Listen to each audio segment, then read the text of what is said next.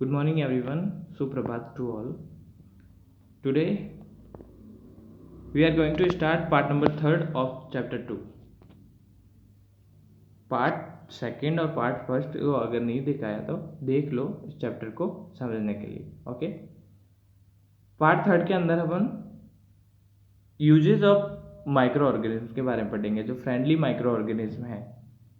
कुछ यूजेस पिछले पार्ट के अंदर पढ़े थे बटर मेकिंग के लिए। अब देखते हैं उनके commercial use. Commercial use of micro organism. Micro organism का कमर्शियल यूज क्या है, मतलब माइक्रो ऑर्गेनिज्म का यूज करके किस तरह से लोग अपनी आजीविका कमा सकते हैं या पैसे कमा सकते हैं। क्या बना के micro organism are use for the large scale production of alcohol, wine and acetic acid. Micro organism का जो सबसे ज़्यादा यूज होता है वो बड़े स्तर पर अल्कोहल, वाइन और एसिटिक एसिड बनाने में यूज किया जाता है। अल्कोहल बनाने के लिए यीस्ट एक बैक्टीरिया होता है जो कि माइक्रो ऑर्गेनिज्म है। माइक्रो ऑर्गेनिज्म का यूज किया जाता है। एक प्रोसेस होता है फर्मेंटेशन, उसके अंदर माइक्रो ऑर्गेनिज्म को या यीस्ट को उनके अंदर डाल दिया जाता है। किसके अंदर? या तो बेरली या वीट या राइस या फिर ग्रेप्स के अंदर, और उनसे वाइन बन जाती है। Yeast is use for commercial production of alcohol and wine. Yeast का यूज कहाँ किया जाता है? अल्कोहल और वाइन के कमर्शियल प्रोडक्शन में। लोग घरों के अंदर भी यूज करते हैं यीस्ट पाउडर का अल्कोहल बनाने के लिए अपने ग्रामीण स्तर पर, और फैक्ट्री के अंदर भी अल्कोहल और वाइन बनाने के लिए यीस्ट का यूज किया जाता है। यीस्ट एक माइक्रो ऑर्गेनिज्म है। Okay, for this purpose yeast is grown on natural sugar. और इस पर्पज के लिए, वाइन बनाने के लिए, अल्कोहल बनाने के लिए क्या किया जाता है? यीस्ट को शुगर, नेचुरल शुगर के अंदर उसकी ग्रोथ करवाई जाती है। उनको यीस्ट के पाउडर को या यीस्ट माइक्रो ऑर्गेनिज्म को उनके अंदर डाल दिया जाता है और वो शुगर को अल्कोहल के अंदर कन्वर्ट कर देते हैं। नेचुरल शुगर किसके अंदर प्रेजेंट है? बेरली, व्हीट, राइस और क्रश्ड फ्रूट जूस के अंदर, क्योंकि इन सब के अंदर कार्बोहाइड्रेट होता है और कार्बोहाइड्रेट के अंदर शुगर और स्टार्च होता है। वो शुगर यीस्ट की प्रेजेंस के अंदर किसके अंदर कन्वर्ट हो जाती है? अल्कोहल के अंदर। This process of conversion of sugar into alcohol is known as fermentation. और इस प्रोसेस को, जिसमें शुगर कन्वर्ट हो जाती है अल्कोहल के अंदर, इस प्रोसेस को फर्मेंटेशन बोलते हैं। तो अल्कोहल का प्रोडक्शन फर्मेंटेशन के प्रोसेस से होता है। Medicinal use of micro organism. Micro organism का मेडिसिन बनाने में भी यूज किया जाता है। सबसे पहले एंटीबायोटिक्स के बारे में पढ़ते हैं। एंटीबायोटिक्स होती क्या है? The medicine which kill or stop the growth of the disease causing micro organism. Such medicine are called antibiotics. वो मेडिसिन जो डिजीज कॉजिंग माइक्रो ऑर्गेनिज्म को मार देती है या उनकी ग्रोथ को बंद कर देती है, उनके ग्रोथ को रोक देती हैं, उन मेडिसिन को एंटीबायोटिक्स बोलते हैं। अगर आपको चोट लग गई है तो चोट खुले में रहने की वजह से डिजीज कॉजिंग माइक्रो ऑर्गेनिज्म उस चोट को खराब कर देते हैं। जब आप उसके ऊपर एंटीबायोटिक्स लगाते हैं तो वो माइक्रो ऑर्गेनिज्म को किल भी करती हैं और उनकी ग्रोथ को भी रोक देती हैं। या फिर हमारे बॉडी के अंदर भी कोई बीमारी हो, इन्फेक्शन वगैरह हो, तो एंटीबायोटिक उनको हटा देती हैं। These days, a number of antibiotics are being produced from bacteria and fungi. इन दिनों ज़्यादातर एंटीबायोटिक्स किससे? बैक्टीरिया और फंगी से बनाई जाती हैं। बैक्टीरिया और फंगी से बनाई जाने वाले कुछ के एग्जाम्पल है स्ट्रेप्टोमाइसिन, टेट्रासाइक्लाइन एंड एरिथ्रोमाइसिन। ये दवाइयों के नाम हैं, एंटीबायोटिक्स के नाम है। Are some commonly known antibiotic which are made from fungi and bacteria. ये फंगाई और बैक्टीरिया से बनी होती हैं। Streptomycin, tetracycline and erythromycin. The antibiotics are manufactured by growing specific microorganisms and are used to cure a variety of disease. Antibiotic को किसी particular micro organism को grow करके मैन्युफैक्चर किया जाता है। किसी एक ही माइक्रो ऑर्गेनिज्म जो बहुत सारी डिजीज को क्या कर सकता है, किल कर सकता है, डिजीज कॉजिंग माइक्रोब्स को भी मिटा सकता है। ऐसे किसी एक स्पेसिफिक माइक्रो ऑर्गेनिज्म को ग्रो करवाया जाता है, मतलब बहुत सारे उसके माइक्रो ऑर्गेनिज्म बनाए जाते हैं, उनको क्लाइमेट दी जाती है ताकि वो ग्रो कर सके, और उनसे मेडिसिन्स बनाई जाती हैं, एंटीबायोटिक्स बनाई जाती हैं। ओके, जो बहुत सारी बीमारियों के लिए एक ही असरदार होता है। Antibiotics are even mixed with the feed of livestock and poultry to check microbial infection in animal। Antibiotic को जो पोल्ट्री फार्म के अंदर छोटे छोटे से जीव जंतु होते हैं जो जिनका यूज लोग खाने के अंदर करते हैं, तो पोल्ट्री फार्म के अंदर के जीवों को या एनिमल्स को ये चेक करने के लिए कि उनके अंदर कोई इन्फेक्शियस डिजीज है या नहीं है, एंटीबायोटिक्स खिलाई जाती है।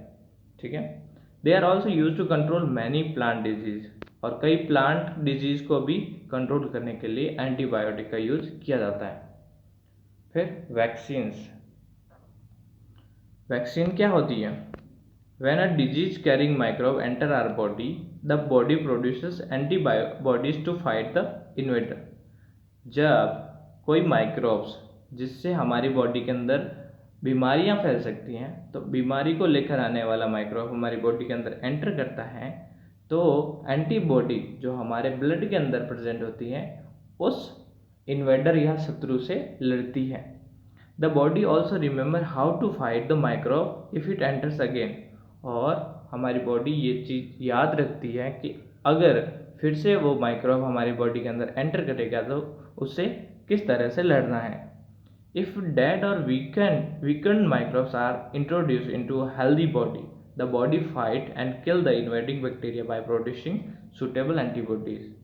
तो इस तरह से बॉडी को याद रखने के लिए कि इस कई वायरस या कई माइक्रोब्स होते हैं जो डिजीज कॉजिंग होते हैं, तो उन डिजीज कॉजिंग माइक्रोब्स को डेड अवस्था के अंदर जब वो मरे हुए रहते हैं उनको हमारी बॉडी के अंदर भेजा जाता है, और हमारी बॉडी उनका एंटीबॉडी बना लेती है उनको किल करने के लिए।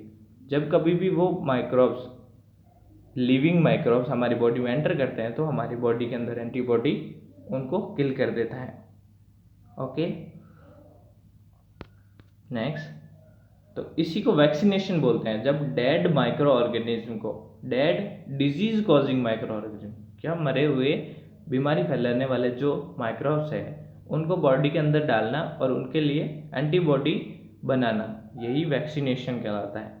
जो हमको टीका लगाया जाता है उसके अंदर माइक्रो ऑर्गेनिज्म होते हैं जो हमारी बॉडी के अंदर भेजे जाते हैं और उनसे हमारी बॉडी एंटीबॉडी बनाती हैं। The antibodies remain in the body and we are protected from the disease causing microbes forever. Antibody हमारी बॉडी के अंदर हमेशा रहती हैं और उन बीमारी फैलाने वाले माइक्रोब से हमें बचाती है। This is how a vaccine works, और इसी तरह से वैक्सीन भी वर्क करती है। Several diseases including cholera, tuberculosis, smallpox and hepatitis can be prevented by vaccination. Vaccination से स्मॉल पॉक्स को, ट्यूबरक्यूलोसिस को, कोलेरा और हेपेटाइटिस को बचाया जा सकता है। इनसे लोगों को बचाया जा सकता है। बचपन में ही इनके वैक्सीन लग जाती है और बाद में बड़े होने पर एंटीबॉडी बॉडी में प्रेजेंट रहती हैं, तो इस तरह की बीमारियां नहीं होती हैं। अगर किसी का वैक्सीनेशन नहीं हो रखा है तो इन बीमारियों से वो ज़्यादा पीड़ित रहते हैं या सफ़र करते हैं। These days vaccination are made on a large scale from microorganisms to protect humans and other animals from several diseases। जो आजकल ज़्यादातर वैक्सीनेशन है वो माइक्रो ऑर्गेनिज्म से बनाई जाती हैं, और वो क्या हमको कई डिजीज कॉजिंग माइक्रो ऑर्गेनिज्म हैं उनसे बचाती हैं। एडवर्ड जेनर ने स्मॉल पॉक्स की वैक्सीन डिस्कवर की थी 1798 के अंदर।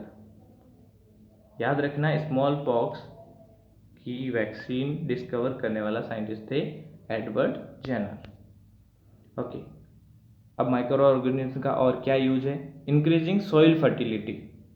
हमको पता है बार बार क्रॉपिंग करने से, एक ही लैंड के ऊपर बार बार फसल उगाने से क्या होगा, उसके अंदर जो नाइट्रोजन है फॉस्फोरस है, पोटेशियम है, वो धीरे धीरे कम होते जाएंगे, मतलब सॉइल की फर्टिलिटी कम होती जाएगी और प्लांट ग्रोथ रुक जाएगी। तो नाइट्रोजन की कमी को पूरा करने के लिए और सॉइल फर्टिलिटी को बनाए रखने के लिए माइक्रो ऑर्गेनिज्म हेल्प करते हैं। कैसे हेल्प करते हैं? Some bacteria are able to fix nitrogen from the atmosphere to enrich soil with nitrogen and increase its fertility. कुछ ऐसे माइक्रो ऑर्गेनिज्म होते हैं जो एटमॉस्फेयर के अंदर प्रेजेंट नाइट्रोजन है उसको फिक्स कर देते हैं सॉइल के अंदर। नाइट्रोजन के अंदर एटमॉस्फेयर के अंदर नाइट्रोजन गैसियस फॉर्म में रहती है और गैस को मिनरल्स में कन्वर्ट करने का काम ये करते हैं। These microbes are commonly called biological nitrogen fixers, और इन माइक्रो ऑर्गेनिज्म को बायोलॉजिकल नाइट्रोजन फिक्सर्स भी बोलते हैं। इसमें कौन कौन से हैं? ब्लू ग्रीन एल्गे हैं, साइनोबैक्टीरिया जिसको बोलते हैं, तो साइनोबैक्टीरिया नाइट्रोजन फिक्सेशन का वर्क करते हैं। और एक और है राइजोबियम बैक्टीरिया जो लेग्यूमिनस प्लांट की रूट्स के अंदर रहते हैं। लेग्यूमिनस प्लांट्स कौन से होते हैं? पल्सेस, जो कई तरह की दालें हैं, मूंग, उड़द, अरहर, तो उन दालों के जो पौधे हैं उन पौधों को लेग्यूमिनस प्लांट बोलते हैं। और इन लेग्यूमिनस प्लांट के जो रूट्स नोड्यूल्स हैं, रूट के अंदर के छोटे छोटे से पार्ट, वहाँ पर एक बैक्टीरिया रहता है जिसका नाम होता है राइजोबियम बैक्टीरिया। वो राइजोबियम बैक्टीरिया नाइट्रोजन फिक्सेशन का वर्क करते हैं। ओके, अब इनका और क्या यूज है? Cleaning the environment. एनवायरमेंट को क्लीन करने के लिए भी ये मदद करते हैं। Micro organism decompose dead organic waste of plant and animals converting them into simple substances. Micro organism जब मर जाते हैं जीव जंतु तो उनके डेड बॉडी को सिंपल सब्सटेंस में कन्वर्ट कर देते हैं, क्योंकि जब बॉडी का फॉर्मेशन होता है तो बहुत सारे एलिमेंट्स आपस में मिलके कॉम्प्लेक्स सब्सटेंस बनाते हैं। कॉम्प्लेक्स सब्सटेंस से ही बॉडी बनती है। उनको सिंपलर सब्सटेंस, मतलब नाइट्रोजन को नाइट्रोजन अलग कर देना उनके नाइट्रोजन सब्सटेंस से। जैसे बड़ा सा अमोनिया है, तो अमोनिया नाइट्रोजन और हाइड्रोजन का कॉम्बिनेशन है, हाइड्रोजन और नाइट्रोजन को अलग कर दिया तो वो सिंपल सब्सटेंस में कन्वर्ट हो गया। तो इस तरह से उनको डिकम्पोज कर देते हैं और सिंपल सब्सटेंस में कन्वर्ट कर देते हैं। These substance are again use by other plants and animals. और यही सब्सटेंस जब मिट्टी के अंदर मिल जाते हैं तो प्लांट्स यूज कर लेते हैं, और अगर हवा के अंदर है तो वो एनिमल्स सांस के अंदर यूज कर लेते हैं, या प्लांट के अंदर चले गए तो प्लांट से फ्रूट्स वगैरह खाते हैं तो वो यूज हो जाते हैं। These micro organism can be use to degrade the harmful and smelly substance and thereby clean up the environment. तो इस तरह से माइक्रो ऑर्गेनिज्म हमको हार्मफुल और स्मेली डेड एनिमल है उनसे बचाते हैं, क्योंकि जब कोई एनिमल मर जाते हैं तो वो कुछ दिनों के बाद में उनकी बॉडी सड़ने की वजह से बहुत ही बदबू मारने लगती है, तो उस बदबू से बचाने का काम माइक्रो ऑर्गेनिज्म करते हैं। Okay, that's all for this module. Thank you all.